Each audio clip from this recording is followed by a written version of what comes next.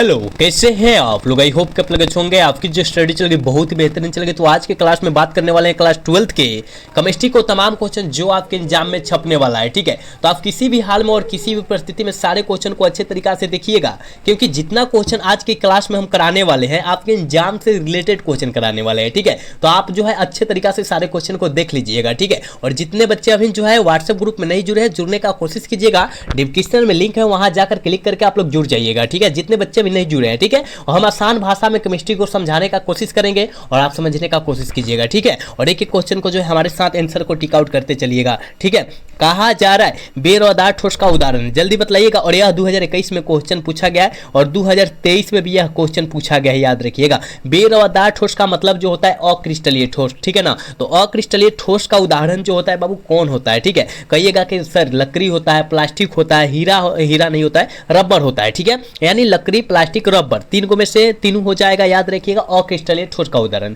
कहिएगा sir option D दिया है, रबर है। ठीक है ना, रबर जो है यहाँ अक्रिस्टलीय ठोस हो जाएगा, यानी बेरोदार ठोस का उदाहरण हो जाएगा। ठीक है, हम अच्छे तरीका से आपको समझाने का कोशिश करेंगे बाबू, आप समझने का कोशिश कीजिएगा। ठीक है, चलिए यहाँ पर जो है 2 नंबर क्वेश्चन में कहा जा रहा है निम्नलिखित में से कौन अक्रिस्टलीय ठोस का उदाहरण है। और 2020-2021 में यह क्वेश्चन आया हुआ है, आप याद रखिएगा। अक्रिस्टलीय ठोस मतलब बेरोदार ठोस का उदाहरण। ठीक है, आप याद रखिएगा कौन है। आप सभी को पता है कि बेरोदार ठोस का जो उदाहरण होता है, कांच होता है कि नहीं, कांच होता है, बिल्कुल कांच होता है। कहिएगा हाँ सर कांच होता है, बिल्कुल ऑप्शन सी हो जाएगा। 2 का ऑप्शन सी होगा। याद रखिएगा बेरोदार ठोस मतलब अक्रिस्टलीय ठोस, कांच, रबर, प्लास्टिक और एक होता है लकड़ी, ये सब होता है। याद रखिएगा क्वार्ट्ज ग्लास भी होता है, याद रखिएगा। ठीक है ना, चलिए नेक्स्ट क्वेश्चन यानी 3 नंबर क्वेश्चन जो है काफी ज्यादा बेहतरीन क्वेश्चन है बाबू। 2020 में भी पूछा गया है क्वेश्चन। कहा जा रहा है एससीपी इकाई सेल में परमाणुओं की संख्या क्या होती है, जल्दी बतला दीजिएगा। एससीपी इकाई सेल में परमाणुओं की संख्या जो होती है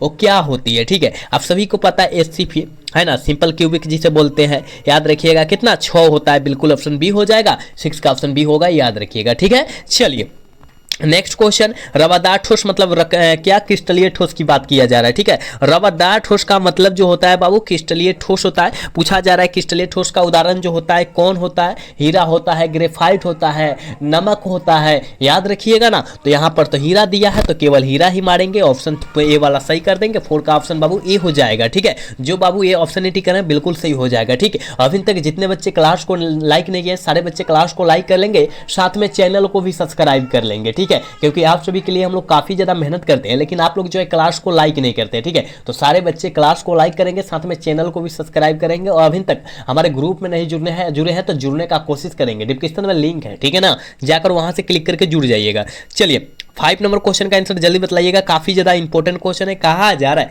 एक धातु का रवकरण हेक्सागोनल क्लोज पैक जिसे एससीपी कहते हैं, क्या कहते हैं, एससीपी कहते हैं, संरचना में होता है तो धातु की कोऑर्डिनेशन संख्या जो होती है क्या होता है, उप संयोजन संख्या है। अगर हिंदी की बात करें, इंग्लिश में कोऑर्डिनेशन संख्या लिखा गया है, ठीक है ना, लेकिन यहाँ पर हिंदी पर लिखा गया है, लेकिन हिंदी में अगर होता है उप संयोजन संख्या, हिंदी में इसका बात करें तो। ठीक है, तो कितना होता है जल्दी बतलाइएगा। क्या कर रहा है, क्या हेक्सागोनल कह रहा है ना, बिल्कुल ऑप्शन ए हो जाएगा। क्या होता है 12 होता है, यानी 12 होता है, याद रखिएगा। ठीक है, हम जितना क्वेश्चन आपके बीच करा रहे हैं उस सारे क्वेश्चन को याद रखिएगा। ठीक है ना, चलिए नेक्स्ट क्वेश्चन 6 नंबर क्वेश्चन का आंसर जल्दी बतलाइएगा। कहा जा रहा है एक अष्टफलक रिक्ति निम्नलिखित में से कितने गोलों से घिरी होती है। जब 8 गो फलक कहेगा, कितना 8 गो फलक, तो 6 गो रिक्ति से घिरा रहेगा। कितना, जब 8 गो फलक बाबू कह रहा है तो वहां 6 गो रिक्ति से वो घिरा है, यानी ऑप्शन बी वाला सही हो जाएगा। जहां 8 किया वहां पर 6 आंख मूंद के मार देना है ट्रिक से। ठीक है, चलिए नेक्स्ट क्वेश्चन 7 नंबर क्वेश्चन का आंसर जल्दी बतलाइएगा। कहा जा रहा है बीसीसी का इस सेल में मुक्त खाली जगह कितना होता है। आप सभी को पता है एक होता है एससीपी होता है, क्या होता है बाबू, एक होता है एससीपी होता है। ठीक है, एक होता है बीसीसी होता है। जल्दी बतलाइए ना, यहाँ बीसीसी की बात किया जा रहा है, एससीपी की बात नहीं किया जा रहा है। तो देखिए बीसीसी में खाली जगह जो होता है वो 32% होता है और एससीपी में खाली जगह जो होता है 34% होता है। आप सभी को पता है ना, आप याद रखिए ना, तो यहाँ 32% मारिए। ठीक है ना, और भरा इसमें जो है भरा जगह कितना रहता है, आप कहेगा सर 68%। हाँ बिल्कुल 68% रहता है, आप याद रखिएगा।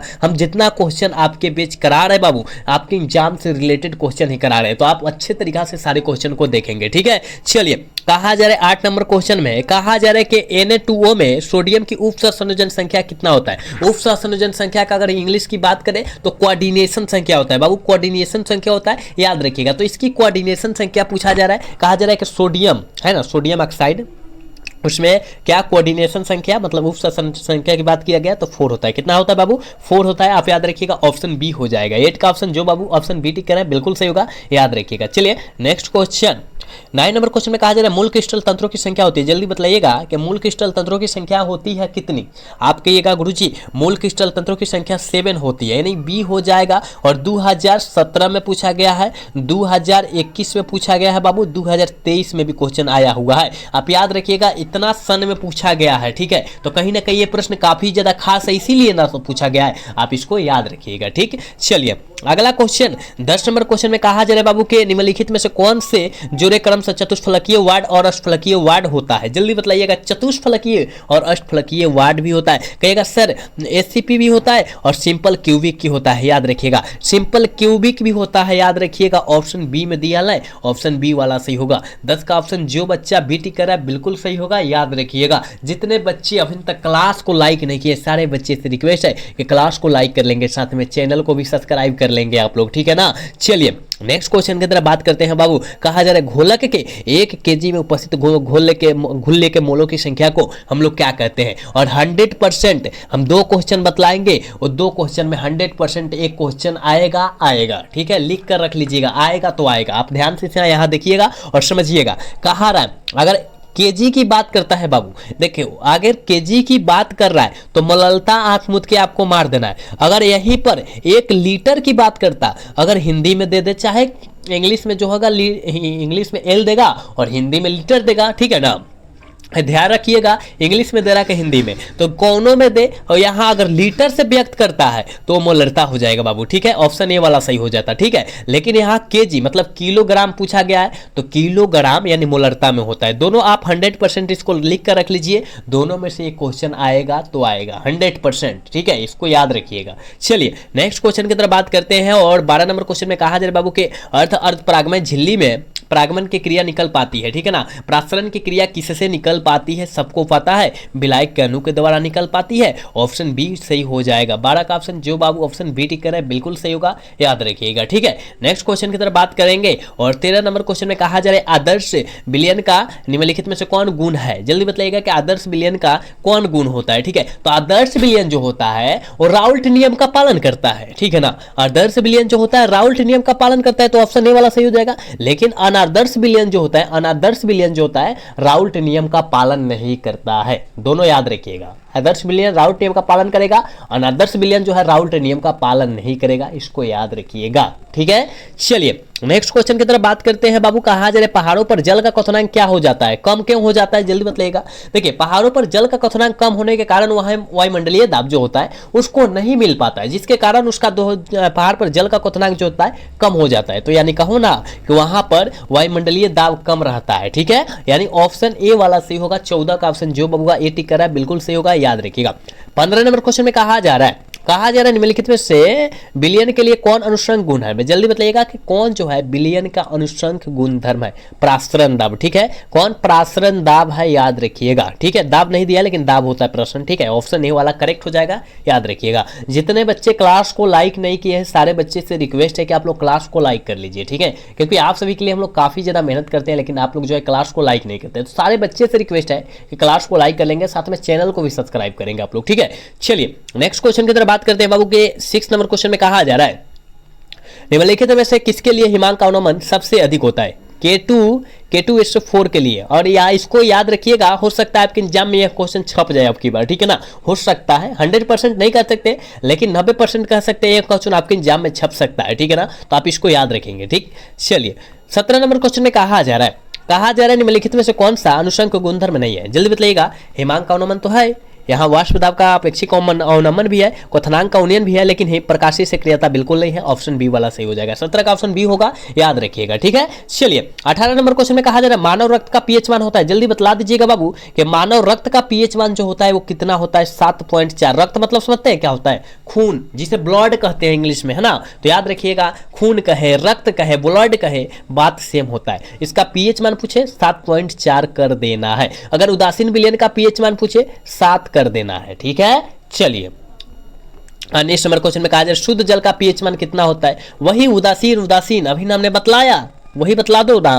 कहिएगा हाँ सर 7 होता है क्योंकि शुद्ध जल उदासीन होते हैं, पता है ना। कहिएगा हाँ सर पता है हमको, ठीक है। चलिए, कहा जा रहा है टिंडल प्रभाव पाया जाता है। काफी ज्यादा बेहतरीन क्वेश्चन है, आप इसको याद रख लेंगे कि टिंडल प्रभाव जो हो जाता है वो पाया जाता है सॉल में पाया जाता है, ठीक है ना। सॉल में पाया जाता है, ऑप्शन सी हो जाएगा, 20 का होगा ऑप्शन ए हो जाए, सी हो जाएगा, याद रखिएगा। सॉल में हो जाएगा, याद रखिएगा, ठीक है। टिंडल प्रभाव जो पाया जाता है सॉल में पाया जाता है, आप इसको याद रखेंगे, ठीक। चलिए अगला क्वेश्चन, कहा जा रहा है प्रासरणी दाब या परासरण दाब। देखिए, परासरणी दाब कहे या प्रसरण दाब कहे, प्रासरण दाब बढ़ता है जब तापक्रम बढ़ता है। क्या बढ़ता है? तापक्रम बढ़ता है, ठीक है। ऑप्शन ए वाला से हो जाएगा, 21 का ऑप्शन ए हो जाएगा, याद रखिएगा, ठीक है ना। चलिए नेक्स्ट क्वेश्चन, 22 नंबर क्वेश्चन में कहा जा रहा है बाबू के विद्युत अपघट्ट के नियम दिए थे। जल्दी बतला दीजिए कि विद्युत अपघट्ट के नियम जो है कौन दिए थे। तो कहिएगा सर फैराडे साहब दिए थे, बिल्कुल ऑप्शन सी सही हो जाएगा, 22 का ऑप्शन सी होगा, याद रखिएगा, ठीक है। चलिए नेक्स्ट क्वेश्चन, 23 नंबर क्वेश्चन का आंसर जल्दी बतलाइएगा बाबू कि बिलियन की चालकता समानुपाती होती है। बिलियन की चालकता किसके समानुपाती होती है? आप कहिएगा सर आयनों की संख्या के समानुपाती होती है। हम कहेंगे हाँ बाबू, ऑप्शन बी सही हो जाएगा, याद रखिएगा, ठीक है। जितने बच्चे जुड़े हैं आप लोग अच्छे तरीका से आंसर को टिक आउट करेंगे और जहां हम अच्छे तरीका से समझा रहे हैं आप वहां अच्छे तरीका से समझने का कोशिश करेंगे। ऐसा नहीं है हम लोग बार बार अच्छे तरीका से ही समझाते हैं और अच्छे लेवल से ही बतलाते हैं सारे क्वेश्चन को, ठीक है ना। चलिए नेक्स्ट क्वेश्चन की तरफ बात करते हैं और 24 नंबर क्वेश्चन में कहा जा रहा है कि हाइड्रोजन ऑक्सीजन सेल निम्नलिखित में से किस तरह का सेल है। जल्दी बतलाइएगा, हाइड्रोजन ऑक्सीजन सेल निम्नलिखित में से किस तरह का सेल है। कहिएगा सर द्वितीयक सेल है। हाँ बिल्कुल ऑप्शन बी सही होगा, 24 का ऑप्शन बी हो जाएगा, याद रखिएगा, ठीक है ना। यहाँ हाइड्रोजन ऑक्सीजन किस प्रकार का सेल है? ईंधन सेल, ईंधन सेल है। द्वितीयक सेल लेड स्टोरेज बैटरी को कहा जाता है। थोड़ा सा यहाँ देख लीजिएगा, ऑप्शन सी हो जाएगा, ठीक है। 24 का ऑप्शन सी होगा, ईंधन सेल कहा जाता है क्योंकि द्वितीयक सेल को जो है लेड स्टोरेज बैटरी के नाम से जानते हैं, ठीक है ना। और ईंधन सेल होगा, यहाँ थोड़ा सा देख लीजिएगा, ऑप्शन सी करेक्ट होगा, ठीक है ना, ऑप्शन बी नहीं होगा, ठीक। चलिए 25 नंबर क्वेश्चन का आंसर जल्दी टिक आउट कीजिए। कहा जा निम्नलिखित में से कौन सबसे शक्तिशाली ऑक्सीकारक पदार्थ है। सबसे शक्तिशाली ऑक्सीकारक पदार्थ जो होता है फ्लोरीन होता है, यानी F2 होता है, ठीक है।